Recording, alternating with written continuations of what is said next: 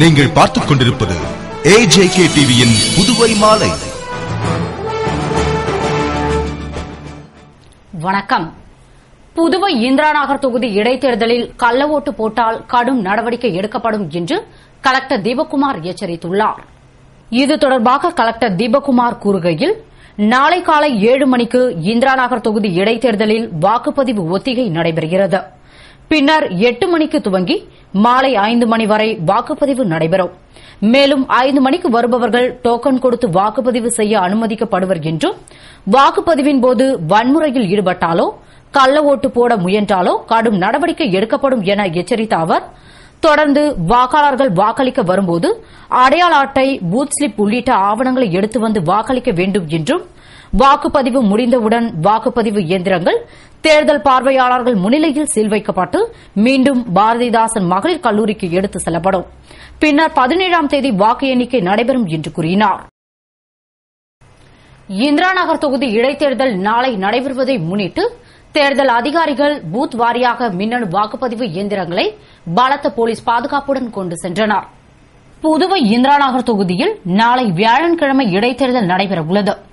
இதனை முன்னிட்டு பாரதிதாசன் மகளிர் கல்லூரியில் பாதுகாக்க வைக்கப்பட்டிருந்த மின்னணு வாக்குப்பதிவு இயந்திரங்கள் தேர்தல் அதிகாரிகளிடம் இன்று ஒப்படைக்கப்பட்டது. கலெக்டர் தீபக்குமார், தேர்தல் பொது பார்வையாளர் முகமது மக்தாப் முதீன் அகமது ஆகியோர் முன்னிலையில் அந்தந்த பூத் தேர்தல் அதிகாரிகள் அவர்களுக்கென்று வழங்கப்பட்ட மின்னணு வாக்குப்பதிவு இயந்திரத்தை எடுத்துச் சென்றனர். மொத்தம் 28 பூத்துகளுக்கும் மின்னணு வாக்குப்பதிவு இயந்திரம் வழங்கப்பட்டன. மின்னணு வாக்குப்பதிவு இயந்திரத்தினை எடுத்துச் செல்லும் அதிகாரிகள் போலீஸ் பாதுகாப்புடன் எடுத்துச் சென்றனர். பூத் வாரியாக எடுத்துச் செல்லப்படும் வாக்குப்பதிவு இயந்திரத்திற்கு பலத்த பாதுகாப்பு வழங்கப்படும். நாளை காலை வேட்பாளர்களின் ஏஜென்ட்டுகள் முன்னிலையில் வாக்குப்பதிவு இயந்திரம் அதற்காக ஒதுக்கப்பட்ட மறைவான இடத்தில் வைக்கப்பட்டு வாக்குப்பதிவு நடைபெறும். இந்திராநகர் தொகுதி இடைத்தேர்தலை முன்னிட்டு பாரதிதாசன் மகளிர் கல்லூரியில் மேற்கொள்ளப்பட்டு வரும் பாதுகாப்பு பணிகளை ஐஜி சர்மா உள்ளிட்ட உயரதிகாரிகள் பார்வையிட்டனர். புதுவை இந்திராநகர் தொகுதியில் நாளை இடைத்தேர்தலுக்கான வாக்குப்பதிவு நடைபெறவுள்ளது. இதனை முன்னிட்டு வாக்குப்பதிவிற்கு பயன்படுத்தப்படும் மின்னணு வாக்குப்பதிவு இயந்திரங்கள் முத்தியால்பேட்டை பாரதிதாசன் அரசு மகளிர் கல்லூரியில் வைக்கப்பட்டிருந்தது. தற்பொழுது வாக்குப்பதிவிற்காக கொண்டு செல்லப்பட்டது. மேலும் தேர்தல் முடிந்தவுடன் வாக்கு எண்ணிக்கை நடைபெறும் நாளான 17ஆம் தேதி வரை வாக்குப்பதிவு இயந்திரங்கள் பாதுகாப்பாக மீண்டும் பாரதிதாசன் அரசு மகளிர் கல்லூரியில் வைக்கப்பட உள்ளது. இதற்காக 3 அடுக்கு பாதுகாப்பு போடப்பட்டுள்ளது. மேலும் ஆயுதம் ஏந்திய போலீசார் 24 மணி நேரமும் பாதுகாப்பில் இருப்பார். இந்நிலையில் பாரதிதாசன் மகளிர் கல்லூரியில் மேற்கொள்ளப்பட்டு வரும் பாதுகாப்பு பணிகளை ஐஜி சர்மா, டிஐஜி அதுல் கத்தாரி, எஸ்எஸ்பிக்கள் சந்திரன், ஆண்டோ அல்போன்ஸ், எஸ்பிக்கள் சிவதாசன், நந்தகோபால் ஆகியோர் பார்வையிட்டு ஆய்வு செய்தனர்.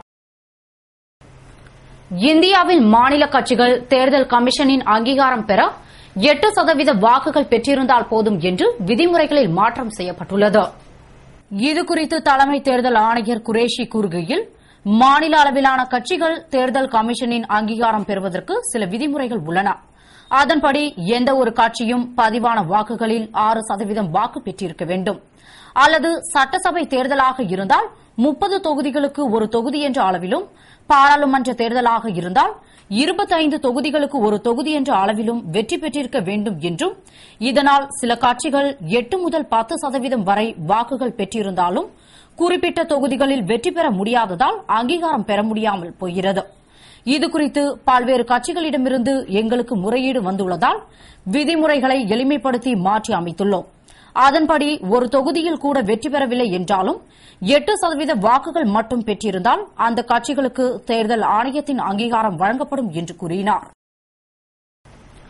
புதுவை இந்திராநகர் தொகுதி இடைத்தேர்தலில் பாதுகாப்பு பணியில் ஈடுபடும் போலீசாருக்கு பணியிடங்களை ஒதுக்கி தரும் கூட்டம் கோரிமேடு காவலர் சமுதாய கூடத்தில் நடைபெற்றது.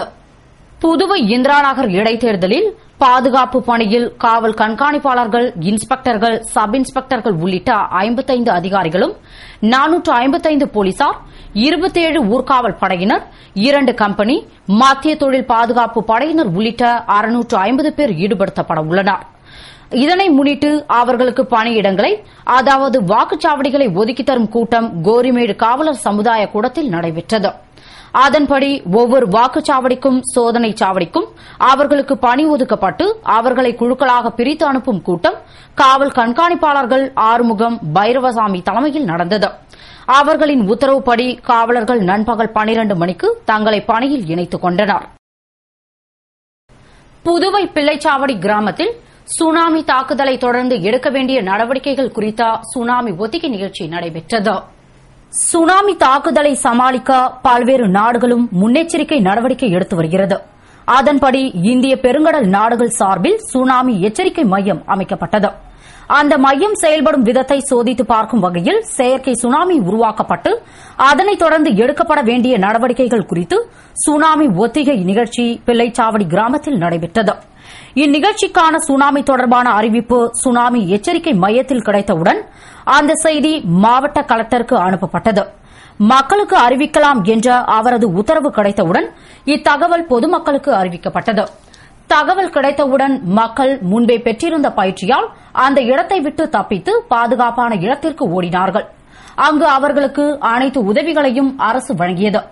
இந்த நிகழ்ச்சியின் நோக்கம் பேரிடர் ஏற்படும்போது மக்கள் தங்களை பாதுகாத்துக் கொள்கிறார்களா மற்றும் அரசு அதிகாரிகள் உடனடி நடவடிக்கை எடுத்து செயல்படுகிறார்களா என்பதை அறிந்து கொள்வதுதான். இந்நிகழ்ச்சியில் collector Deepak Kumar, sub collector Muthamma மற்றும் காவல்துறை, தீயணைப்பு உள்ளிட்ட பல்வேறு துறைகளைச் சார்ந்த 400 பேரும், நாட்டு நலப்பணி திட்ட கேடட் அதிகாரிகள் உள்ளிட்ட 150 பேரும் மற்றும் பொதுமக்களும் கலந்து கொண்டு ஒத்திகை பார்த்தனர். இந்திய சுனாமி ஏர்லி வார்னிங் சென்டர் ஹைதராபாத்ல இருந்து சுனாமி ஒத்திகை நடத்தணும். ஒவ்வொரு கடலோர பகுதிகளில் உள்ள மாநிலங்கள் மற்றும் யூனியன் டெரிட்டரிஸ் சுனாமி ஒத்திகை நடத்தணும் அப்படிங்கிற ஆர்டர்ஸ் எங்களுக்கு வந்துச்சு. அதன் காரணமாக இன்னைக்கு அக்டோபர் 12ஆம் தேதி இந்த சுனாமி ஒத்திகை இங்க நடத்திக்கிட்டு இருக்கோம். இதுல என்ன ஆகும் அப்படின்னு பாத்தீங்கன்னா, காலையில 6:30 மணிலிருந்து எங்களுக்கு அந்த சென்டர்ல இருந்து தொடர்ந்து நாங்க மெசேஜஸ் ரிசீவ் பண்ணிக்கிட்டே இருந்தோம். அதாவது என்ன நிலைமை நிலவுகிறது இந்தியன் ஓஷன்லயும் மற்றும் சவுத் ஈஸ்ட் ஏஷியாவில் உள்ள கண்ட்ரீஸ்லயும் அங்க உள்ள நிலைமை என்ன அப்படிங்கிற மெசேஜஸ் நமக்கு கிடைச்சிட்டே இருக்கும். ஸோ அதன் மூலமாக நமக்கு எந்த அளவுக்கு ஆபத்து இருக்கு, சுனாமி வருவதற்கான ஆபத்து எந்த அளவுக்கு இருக்கு அப்படிங்கறது நம்ம நமக்கு அவங்க மெசேஜ் அனுப்பிச்சிட்டே இருப்பாங்க. அதன்படி இன்னைக்கு விடியற் காலையில 7:10 மணிக்கு பாத்தீங்கன்னா நமக்கு ஒரு மெசேஜ் கிடைச்சது. என்னன்னா, இந்திய கடலோர பகுதிகளில் அதுவும் புதுச்சேரியில பாத்தீங்கன்னா பிள்ளைச்சாவடிங்கிற வில்லேஜ்ல சுனாமி தாக்குவதற்கான ஆபத்து அதிகரித்து கொண்டிருக்கிறது. அதனால மக்களை சேஃபான இடங்களுக்கு, பாதுகாப்பான இடங்களுக்கு அனுப்புங்க அப்படின்னா மீனவர் மக்களை கடலுக்கு போகக்கூடாது அப்படிங்கிற வார்னிங் மெசேஜையும் எங்களுக்கு அனுப்பிச்சிருந்தாங்க. அதை நாங்கள் என்ன பண்ணோம், டிஸ்ட்ரிக்ட் கலெக்டருக்கு, அதாவது எமர்ஜென்சி ஆப்ரேஷன் சென்டர் நம்ம புதுச்சேரியில ஒரு சென்டர் இருக்கு, அங்கே தான் அந்த மெசேஜஸ் எல்லாம் எங்களுக்கு கிடைக்கும். அங்கேருந்து அந்த மெசேஜை நாங்கள் டிஸ்ட்ரிக்ட் கலெக்டருக்கு அனுப்பிச்சோம். டிஸ்ட்ரிக்ட் கலெக்டர் சீஃப் செக்ரட்டரிக்கு அந்த மெசேஜை ஃபார்வர்ட் பண்ணி இந்த மெசேஜ் மக்களுக்கு பரப்பலாம் அப்படின்னு சீஃப் செக்ரட்டரி அவங்களுடைய ஒப்புதலை கொடுத்த பிறகு அந்த மெசேஜ் இங்க உள்ள மக்களுக்கு எல்லாருக்குமே நாங்கள் VHF செட்ஸ் மூலமா, லவுட் ஸ்பீக்கர்ஸ் மூலமா மக்களுக்கு அனௌன்ஸ் பண்ணோம். அனௌன்ஸ் பண்ண பிறகு இந்த மக்கள் எல்லாம் ஏற்கனவே அவங்களுக்கு நாங்கள் ஸ்ட்ரீட் பிளே எல்லாம் கொடுத்து சொல்லி, ஸ்ட்ரீட் பிளே, தெரு நாடகம், அது போன்ற இதெல்லாம் சொல்லி அவங்களை ஏற்கனவே நாங்கள் மோட்டிவேட் பண்ணி வச்சோம். எப்படி தங்களை பாதுகாத்துக்கணும் அப்படிங்கிற விஷயங்களை அவங்களுக்கு ஏற்கனவே சொல்லி கொடுத்துருந்ததுனால மக்களும் என்ன பண்ணாங்க, அந்த மெசேஜ் அவங்களுக்கு கிடைச்ச உடனே அவங்க எல்லாருமே பாதுகாப்பான இடத்தை நோக்கி ஓட போனாங்க. அப்படி ஓடும்போது நாங்கள் இங்கே பாதுகாப்பான இடம், இந்த ஏரியாவில், இந்த பகுதியில் பாதுகாப்பான இடம் எது அப்படின்னு பார்த்தீங்கன்னா இங்கே உள்ள நடுநிலைப்பள்ளி. ஸோ அந்த இடத்துல மக்கள் எல்லாரையும் இங்கேருந்து பாதுகாப்பான இடத்துக்கு, அந்த ஸ்கூல்ல எல்லாரையுமே தங்க வச்சிருக்கோம். அங்கே அவங்களுக்கான எல்லா வசதிகளும் செய்யப்பட்டிருக்கிறது. இது மட்டும் இல்லாமல் இந்த டிசாஸ்டர் மேனேஜ்மெண்ட்ல, இந்த பேரிடர்கள் எல்லாம் தடுக்கிற அந்த ஆர்கனைசேஷன்ல நாங்கள் நிறைய டீம்ஸ் ஃபார்ம் பண்ணியிருக்கோம். அந்த teams emergency support function team அப்படின்னு சொல்ற மாதிரி 15 டீம்கள் இங்கே செயல்பட்டு இருக்காங்க. ஆந்திர மாநிலம் ஸ்ரீஹரிகோட்டாவில் 4 செயற்கைக்கோள்களுடன் PSLV C-18 என்ற ராக்கெட் வெற்றிகரமாக விண்ணில் பாய்ந்தது. PSLV C-18 என்ற ராக்கெட் மெகாட்ராபிக், SRM-SAT, ஜுக்னு, வெசல்-சாட் என்ற 4 செயற்கைக்கோள்களுடன் இந்தியா, பிரான்ஸ் கூட்டு தயாரிப்பில் உருவாக்கப்பட்ட 1000 கிலோ எடை கொண்ட ராக்கெட் ஆகும். இந்த 4 செயற்கைக்கோள்களில் மெகாட்ராபிக் செயற்கைக்கோள் உலகளாவிய புவி வெப்பம், பருவநிலை மாற்றம் ஆகியவற்றை ஆராயும். SRM-SAT 10.9 கிலோ எடை கொண்டது. பூமி வெப்பமடைதலையும் வளிமண்டலத்தில் கார்பன் டை ஆக்சைடு கார்பன் மோனாக்சைடுகளால் ஏற்படும் மாசுபாடுகளை ஆராயும் ஜுக்னு செயற்கைக்கோள் அதிநவீன கேமரா பொருத்தப்பட்டது. இது பூமியை பல கோணங்களில் படம் பிடித்து அனுப்பும். 4வது செயற்கைக்கோளான வெசல்சாட் கடலில் செல்லும் கப்பல்களின் இருப்பிடத்தை கண்டறிய உதவும்.